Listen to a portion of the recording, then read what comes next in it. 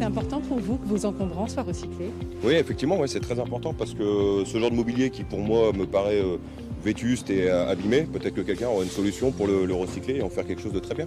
Donc oui, c'est important, ouais, effectivement. Ce sont des choses qui sont en bon état. Et puis, de voir tout le gaspillage qu'il y a partout, c'est plus supportable. Bonjour Déborah, vous êtes responsable développement durable du Covaldem, qui est la collectivité en charge de la gestion des déchets. Comment ça fonctionne le Recydrive? Bonjour, donc le Recydrive, c'est une déchetterie nouvelle génération. Un peu comme un drive dans un supermarché à l'envers, c'est-à-dire que vous arrivez avec vos déchets, vous les déposez dans des bacs et c'est un agent valoriste qui va pouvoir trier les déchets que vous avez apportés et mettre de côté tout ce qui va être réemployé. Quel est le bilan pour le moment? Combien d'objets vous avez récupérés par exemple l'année dernière? En gros, ça représente sur les 40 tonnes par mois d'encombrants, on en récupère 4 tonnes, c'est-à-dire à peu près 10%.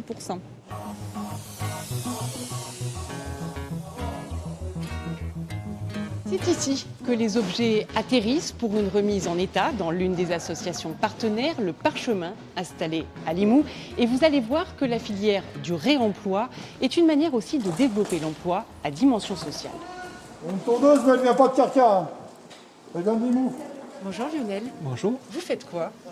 Alors là, je démonte une plaque de cuisson pour pouvoir regarder éventuellement si on peut la réparer. C'est un peu compliqué parce que des fois, il y a beaucoup d'appareils qu'on ne peut pas réparer, tout simplement parce qu'on n'a pas de pièces. Les 2/3 des appareils, malheureusement, c'est pas possible.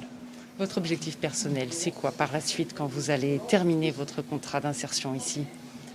Dans l'idéal, c'est pouvoir retrouver un métier dans le dépannage, dans les réparations d'électroménager, en atelier ou en extérieur éventuellement, ou éventuellement faire une formation pour pouvoir évoluer vers un poste d'encadrant technique ou d'encadrant pédagogique ou autre. Bonjour Pascal. Bonjour. Vous êtes le co-directeur de cette association. Oui. Est-ce que tous les objets qu'on voit ici viennent de la déchetterie?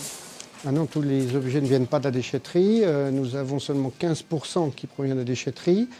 Et le reste vient en apport volontaire de particuliers et en collecte pour le reste. Et nous avons à peu près 1/3 de la marchandise qui passe en deuxième vie. Est-ce qu'aujourd'hui on ne consomme pas trop, on n'achète pas trop et finalement on ne jette pas trop? On fait effectivement des récupérations de l'ordre de 30 tonnes par mois. Donc c'est considérable. Et tout ça, ça fait partie de la surconsommation actuelle et qu'on pourrait, à mon sens, éviter. Des gens même qui achètent des choses et qui arrivent encore emballés en déchetterie. Vous voyez, donc ça va jusque-là, quoi. Est-ce qu'il y a encore trop d'objets qui vont dans la benne tout venant avec des conséquences peut-être fâcheuses pour l'environnement? Oui, il y a encore beaucoup trop d'objets qui vont dans la benne tout venant. Soit c'est incinéré, soit enfouissement qui théoriquement devait ne plus exister, mais on sait que malheureusement, il y a encore. On a eu un exemple pendant les inondations sur la commune de Puylaurens où il y a une ancienne décharge qui s'est ouverte avec les inondations et qui a généré de la pollution sur les 2 km jusqu'à l'arrivée à l'Aude. La fin du cercle vertueux aboutit dans des magasins de vente d'objets d'occasion, ici à Limoux ou bien sur le site même de la déchetterie de Carcassonne. Et on trouve de tout dans ces boutiques solidaires.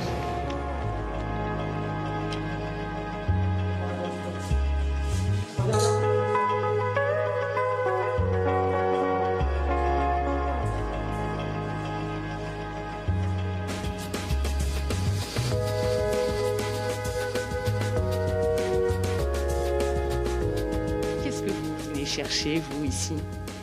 Des jouets pour ma petite fille, parce que moi je trouve que c'est très bien acheter des choses déjà usées, donner la seconde vie aux choses qu'on n'a plus vraiment besoin à la maison. Je cherche un rétroviseur pour ma voiture, parce qu'il est abîmé, alors donc je ne sais pas s'il va s'adapter, mais je pense que pour le prix ça vaut le coup de le prendre quand même.